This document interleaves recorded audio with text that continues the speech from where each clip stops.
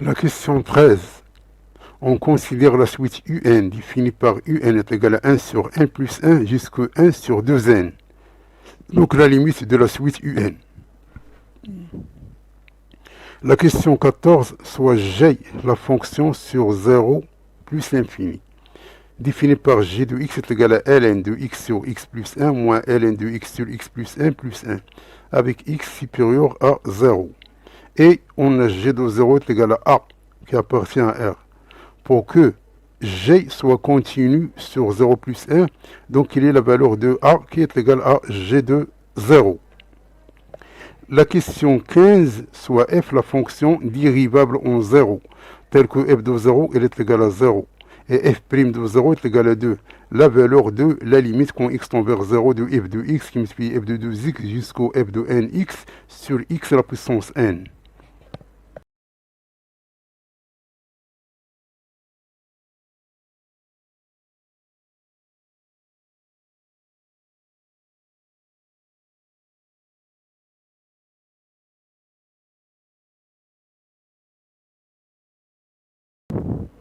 Donc on a cette suite ici. Donc cette suite c'est la somme de k égale à 1 jusqu'au n de 1 sur n plus k. Donc si on remplace le k par 1, on va trouver ce terme-là. Avec 2, on va trouver ce terme-là. Avec n, on va trouver ce terme-là. Donc ceci, puisqu'on va mettre n en facteur. Donc ceci dans 1 sur n. Donc ici, ça devient 1 sur 1 plus k sur n. Donc ça, c'est ce qu'on appelle la somme de Riemann, qui converge vers l'intégrale de 0 à 1 de d de x sur 1 plus x. Donc tout calcul fait dans ln de 2. Donc il faut cocher la réponse C, qui est la réponse juste.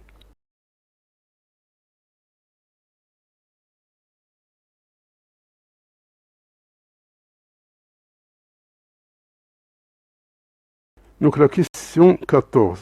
On a g de x. Donc tout simplement, on va faire une exploitation de ce terme-là, c'est-à-dire on va réduire au même dénominateur, ici. Puis on a ici, ça c'est ln de x moins ln de x plus 1, qui va multiplier par x plus 1, avec ce terme ici.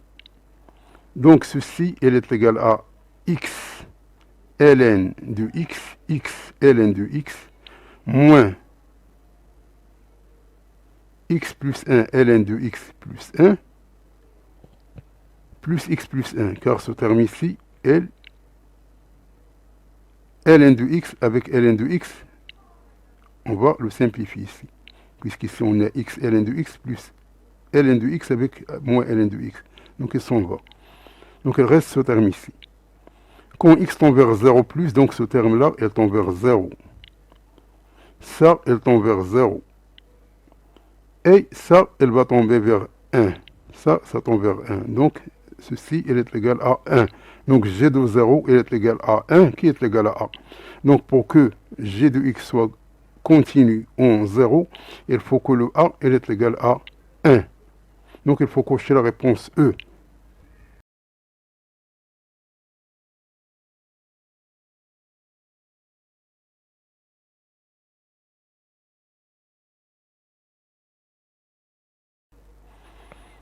La question 15, on a f de 0 est égal à 0 et f' de 0 est égal à 2. Donc on veut calculer cette limite. Cette limite ici, c'est celle-là. C'est-à-dire le cas, elle va être variable de 1 jusqu'au n. Donc on sait que limite quand x tend vers 0 de f de kx moins f de 0 sur kx moins 0, ceci, elle est égale à limite quand x tend vers 0 de f de kx, f de 0 elle est égale à 0, donc c'est 0, kx moins 0 c'est kx, donc est égal à ce terme ici. Lorsque cette expression il existe, elle est égale à f' de 0. On dit que la fonction elle est dérivable au point 0. Donc, c'est-à-dire que f de k de x, elle est à peu près égale à k de x qui multiplie f' de 0. Donc on va essayer de remplacer le terme ici par ce terme ici. Donc f de x, donc k égale à 1, c'est-à-dire égal à x, f' de 0. Ici, 2, c'est k est égal à 2. Donc on a ce terme-là. Ça c'est n et ainsi de suite. Donc ici on a f' de 0, f' de 0, f' de 0, n fois. Ici, on a un terme 1, 2, et ainsi de suite, avec x à la puissance n. X à la puissance n. Donc, on va simplifier ici par x à la puissance n. Elle va rester ce terme ici. Ça c'est ce qu'on appelle n factoriel. Et ça, f' de 0, il est égal à 2. Donc, ça, c'est 2 à la puissance n qui multiplie n factoriel. Donc, il faut cocher la réponse C, qui est la réponse juste.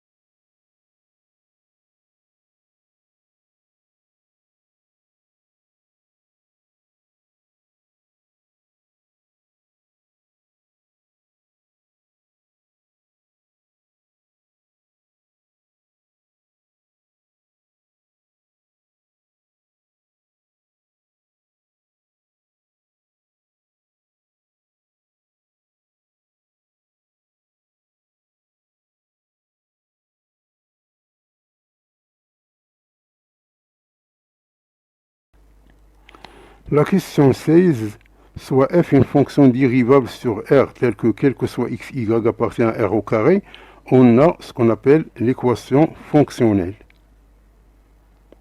Donc, trouver la valeur de f' de x sur 1 plus f de x.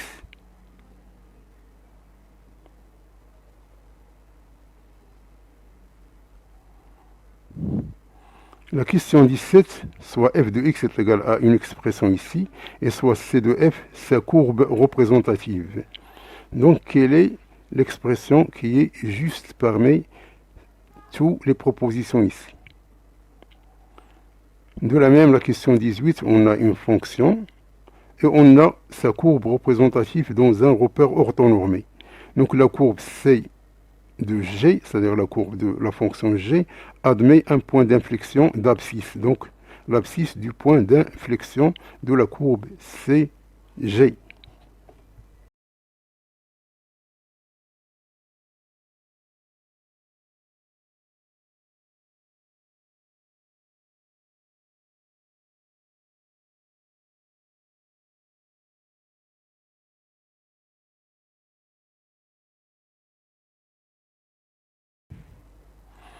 Donc ici, on a ce qu'on appelle l'équation fonctionnelle.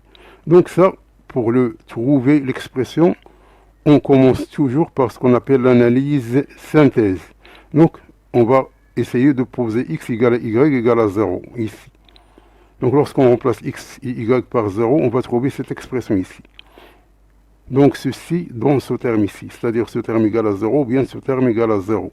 Ce qui donne f de 0 est égal à 0 ou bien ça égal à 0. Donc ici, ça nous donne f0 au carré est égal à moins 1, c'est impossible. Donc f de 0, elle est égale à 0.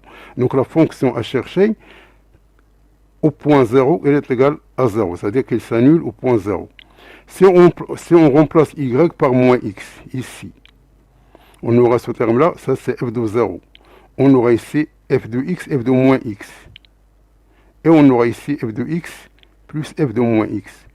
Donc, puisque f de 0 est égal à 0, donc ce terme, elle s'empare. Elle reste f de x plus f de moins x égale à 0, c'est-à-dire que f de moins x est égal à moins f de x. Autrement dit, f de x, c'est une fonction impaire. Donc, elle s'annule en 0 et elle est impaire. Si on remplace y par x, on aura ici, ça devient f de 2x. Facteur de 1 moins f de x carré est égal à 2f de x. Donc, on veut diviser par 1 moins f de x au carré. Donc, il faut que f de x au carré soit différent de 1. Donc, si on suppose que f de x est égal à 1, Donc si f de x est égal à 1. Donc, autrement dit, on aura donc f de x plus y. Ici, on a 1 fois 1, donc 1 moins 1, c'est 0. Et aussi, on a 1 plus 1, c'est 2. Donc ça, c'est pas faisable, donc c'est impossible. Donc, f de x, il est différent de 1. S'il est différent de 1, donc on peut diviser par 1 moins f de x au carré. Donc, puisque f de x il est différent de 1, donc on peut diviser par 1 moins f de x au carré. On aura donc f de 2x est égal à 2f de x sur 1 moins f de x au carré. Or, cette allure ici indique que ceci, c'est la fonction tangente. Car tangente de 2u, elle est égale à 2 tangente u sur 1 moins tangente de u au carré. Donc ça, c'est u au carré. Ça, c'est au carré, c'est pas 2. C'est 1 moins tangente carrée. Donc c'est 2 tangente u sur 1 moins tangente carrée de u, qui a même forme ici. Donc, f de x est égal à tangente de kx, avec k, c'est une constante.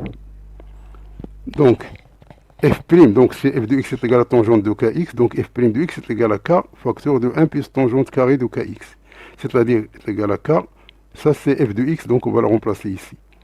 Et par suite, f' de x sur ce terme ici, elle est égale à k. Elle est égale à k. Donc, or, limite quand x tend vers 0 de f de x moins f de 0 sur x moins 0, elle est égale à tangente de kx moins tangente de 0 sur x moins 0. Donc, s'il existe, elle est égale à tangente prime au point 0. Donc, ce terme-là, il est égal à k, qui est multiplié tangente prime au point 0, c'est-à-dire est égal à k, facteur de 1 plus f de 0 au carré. Or, f de 0 est égal à 0, donc il reste k. C'est-à-dire que k est égal à f' de 0, c'est-à-dire ce terme ici, il est égal à f' de 0. Donc la bonne réponse, c'est la réponse C.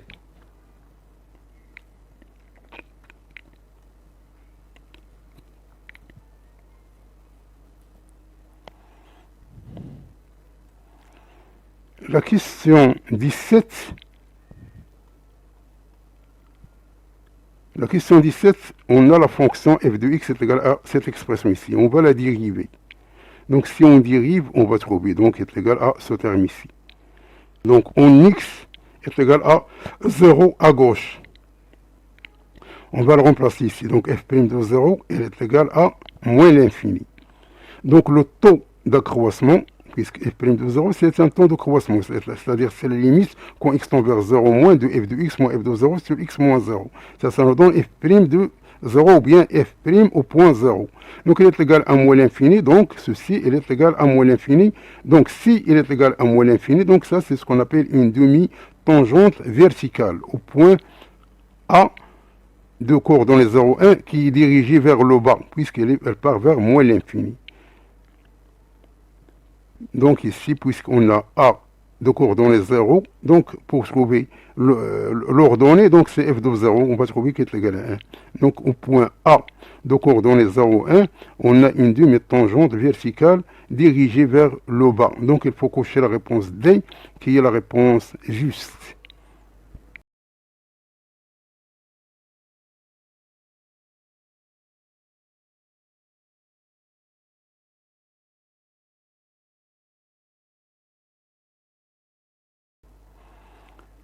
La question 18, donc on va chercher le point d'inflexion de cette fonction ici. Donc il faut dériver deux fois. Donc la première dérivation dans ce terme ici et la deuxième dérivation dans ce terme ici.